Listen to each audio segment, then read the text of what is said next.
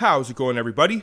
Dr. Coin back at it again, and welcome to another episode of the Rare and Valuable Canadian Coins. Today, I'm going to be giving you guys my top 5 Canadian coin varieties, and these are going to be the modern varieties from the year 1953 and on. So the Laureate Queen Elizabeth bust and onwards. I'm going to be giving you guys the more reasonable finds. I'm not going to be discussing things like the 1969 large date dime because there's only a few of those known to exist. I'm going to be giving you guys the varieties that are more known to be out there. If you are a coin roll hunter, if you're looking through your loose change, maybe you crack open your piggy bank, there is a chance that you may be able to find one of these one day, and they are extremely valuable. Before I do get into this, I would really appreciate if you guys would hit that thumbs up and subscribe if you would like to see more Canadian coin collecting videos just like this. And then without further ado, what do you say we get into it and discuss some of these rare and valuable Canadian coin varieties.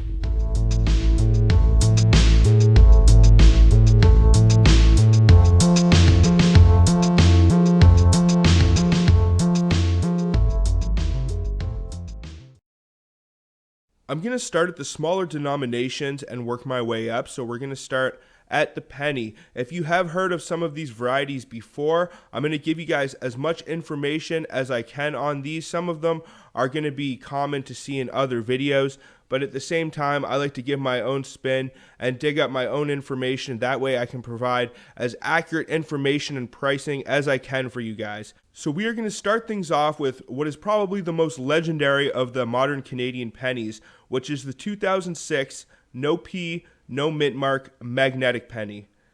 The reason that it is so rare is it is believed to have been struck on the wrong planchette. The actual number of these rare pennies that exist is unknown, which makes it extremely desirable and sought after in the Canadian collectible coin world. Now, this variety is not particularly valuable in low grades. It can be worth anywhere from $5 to $10 for a VG8 to an F12 example, but it does get quite valuable when you get up to the high MS range for around $1,000 for an MS67 example. Now, I also wanted to note that the 2006 P non-magnetic variety is also very valuable, but it is only valuable in the higher grades. It can actually be more valuable than the previous penny that I was just discussing, with the 2006 P non-magnetic reaching around $1,200 for an MS65 example, which are some of the finest that are known. There is no examples of the 2006 P non-magnetic that are higher than an MS65, I believe, at this point. Now, there are a few other varieties around the 2000 years that are quite valuable as well, but these are the two most notable and the two most notorious by far. Next up is going to be a Canadian nickel, and it is the 1957 bugtail variety. The cause of this variety, or error, is a die chip that appears like a bug at the edge or tip of the beaver's tail. The actual number of pieces for this variety that exist is unknown, but the prices can range anywhere from $3 for an F12 example, with the higher MS examples reaching the $100 plus mark. Now, as I list these prices, they may not seem extremely valuable, but it's actually about twice as valuable as the plain date 1957 with no varieties or errors. Next up is what could easily be the most sought after of the modern Canadian nickel varieties, and that is the 1964 Extra Waterline. Coin roll hunters have sifted through thousands and thousands of dollars to find one of them. I myself have searched lots and lots of nickels and still have not found one to date. It is definitely on my bucket list, but they are out there. I know of them being found in the wild. Now, the cause of this variety is said to be the result of a possible die break in which an extra ripple of water will be present and touching the bottom of the initials of KG, which is the designer's initials. This is one of the more valuable of the modern Canadian varieties. It can be $20 for a VF, a very fine example, with some of the high-grade pieces reaching as high as $700 for an MS65. Now we're going to get into the 10-cent pieces. In the year 1953, a lot of the different Canadian denominations will feature a variety that gravitates around the Queen Elizabeth having or not having a shoulder fold on her gown. This is due to the relief being too high on some of the initial strikes. Many of the details on the shoulder fold and also on some of the lettering called for alterations, so Thomas Shingles, who was the head mint engraver, made some subtle changes to lower the relief and change some of the lettering. Lower grade examples can be harder to distinguish due to wear around the shoulder fold area, but another indicator is the eye and the DEI. For the shoulder fold variety, the serifs on the top and bottom of the eye will be much more flared out.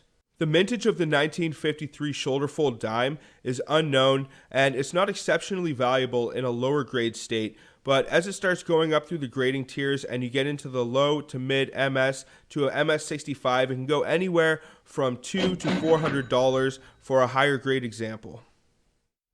So last but not least, on my top 5 list of Canadian coin varieties, should come as no surprise, is the 1973 RCMP large bust. This variety's existence is a complete accident, and it was only due to initial changes to some of the features on the obverse, and alterations were made to the size of the bust, the detail of the hair, and they also reduced the amount of beads from 132 to 120 around the edge of the coin. Now, it is estimated that somewhere around 10,000 of the RCMP large bust quarter made their way out of the mint in the form of circulation business strikes, as well as proof and specimen sets. The most valuable was the circulation strikes. The circulation or business strikes can range anywhere from $25 to $50 for low-grade examples and $4,000 for an MS65 example. PL and SP65 examples can sell from anywhere around $250 to $300. This Canadian quarter is like a unicorn. It is rarer than hen's teeth, and the chance of ever being able to find one in the wilds of circulation is pretty much slim to nil. I have heard stories, and for anyone that has found one, that is quite the accomplishment. If you ever find 2 of these things in one lifetime, that's pretty much the equivalent of lightning striking twice. You know, I have searched thousands, hundreds of thousands of dollars in quarters most likely, and have still not stumbled across one. Maybe one day I would love to find one of these 1973 large busts. I would love to find any of these varieties on my list today. They are all on my bucket list. I have found some really cool varieties in the past, but you have to keep your eyes open. You never know what you can find in your pocket change. You just have to make sure to look, and if you get it, whether it's from your piggy bank, whether you get some change back from getting your coffee or some food, you know, you never know when one of these coins can find their way into your pocket and then into your collection. I hope you guys enjoyed this video. If you did, please hit that thumbs up. Please subscribe if you would like to see more just like this. But until the next one, everybody, peace out and have a good one, y'all.